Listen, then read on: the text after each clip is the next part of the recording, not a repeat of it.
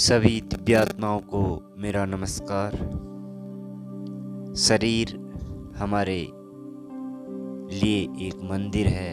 इस मंदिर के अंदर ही हम उस ईश्वर को ढूंढ सकते हैं, उस परमात्मा को ढूंढ सकते हैं जिसकी तलाश में हम इस संसार में आए हुए हैं। जब व्यक्ति पैदा होता है तब से वो किसी अनजान शक्ति की तरफ खिंचा हुआ रहता है। वो अनजान शक्ति, वो अदृश्य शक्ति परमात्मा है। हर कोई व्यक्ति परमात्मा की तरफ खिंचा हुआ रहता है। परमात्मा को प्राप्त करने के लिए बहुत सारे लोगों ने तपस्या की, तप किया, हिमालयों में गए और अब उन्होंने साधना की। तो हमारे शास्त्रों में ईश्वर को प्राप्त करने के जो साधन बताए गए हैं, उन गूढ़ साधनों में हमें ये बताया गया है कि सुख, परमानंद, चरम सुख, चित्त का सच्चा आनंद, परमानंद वही है। वो परमात्मा ही है जो हमें इस संसार के जन्म मरण से मुक्त कर सकता है। जन्म मरण क्या है? रोज हम सुबह उठते हैं और अपने कार्य में लग जाते हैं और रात्रि होते ही फिर हम निद्रा की तरफ बढ़ते हुए फिर सुबह उठते हैं। फिर वही हमारा रोज की दिनचर्या बन जाती है। लेकिन परमात्मा इस जन्म मरण के चक्कर से मुक्त हैं और वो हमें भी इस चक्कर से मुक्त कर सकते हैं।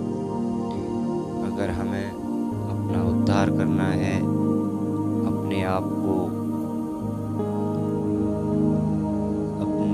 को इस जन्म मरण के चक्कर से मुक्त करना है, तो हमें उस ईश्वर के शरणागत होना पड़ेगा और उस ईश्वर को ढूंढने के लिए हमें कहीं बाहर जाने की आवश्यकता नहीं है। हमारी जो इंद्रियां हैं, जो हमारे 5 इंद्रियां जो हैं, उनको ईश्वर की तरफ, अपनी तरफ मोड़ना है। जो हमारे कान बाहर की तरफ लगे हुए हैं, उन कानों को बाहर की ध्वनि से मुक्त करके अपने अंदर की ध्वनि को सुनना है। हमारे नाकों को, हमारी उस वायु को सम करना है, जो वायु हमारे अंदर चल रही है। हमारी आंखों को उस दृश्य पर ठहराना है, जो दृश्य उस परमात्मा की तरफ ले जाता है। और हमारी जो बाकी की कर्मेंद्रियां हैं, उनको ऊर्ध्वगमन की तरफ ले जाना है।